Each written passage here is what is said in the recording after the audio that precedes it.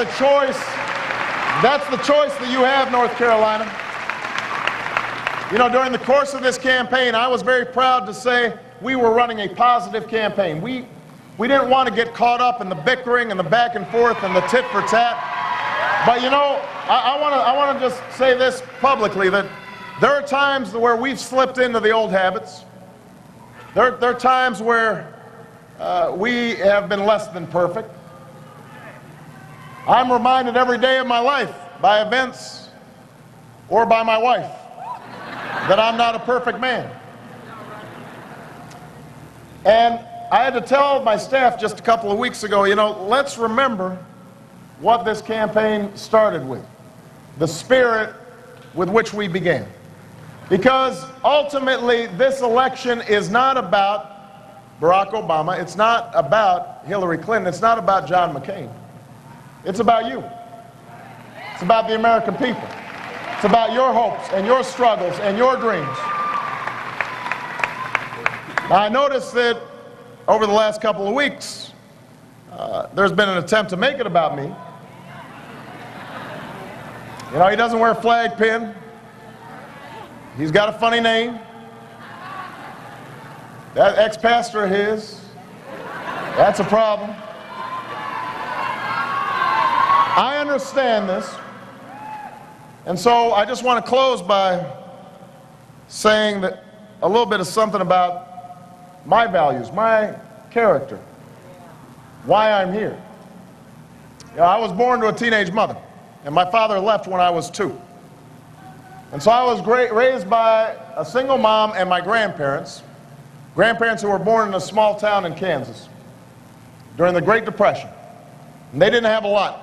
And when Pearl Harbor was bombed, my grandfather joined the Army and left my grandmother with a new baby, and she worked on a bomber assembly line while he fought in Europe in Patton's army. And when he came back, that part of that arsenal of democracy, there was a government there who understood that if we invest in these young GIs coming home, that we might build a middle class. And so he got a GI Bill that allowed him to go to college. And then there was a government that understood that, you know what, if we loan families enough money to buy their own home, that will boost the economy and won't just be good for the families, it'll be good for America. And so they bought their first home with the help of an FHA loan.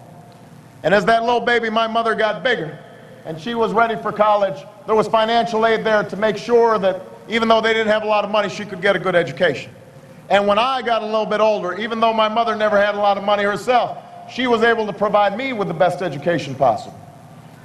And when after school I met my wife, it turned out she had the same story. A father who worked as a shift worker for the city, never went to college, and a mother who worked as a secretary, never went to college, and yet somehow they were able to support 2 children and buy a home and send their kids to college and retire with some dignity and some respect. And so I understand that I am before you here today, just as my wife would be, as the beneficiary of everything that is good about this country. My story is not possible except in the United States of America.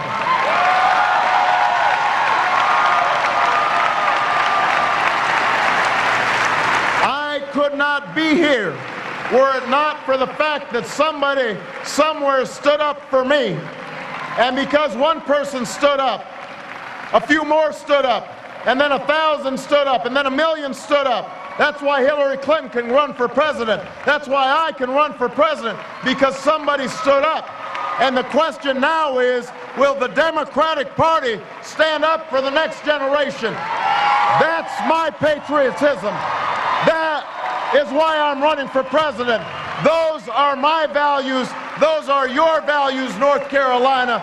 That's what we're fighting for in this election. And if you'll stand with me, if you will vote for me, then I promise you, we will not just win this nomination, we will win this general election. And you and I together will change the country and change the world. God bless you. God bless America.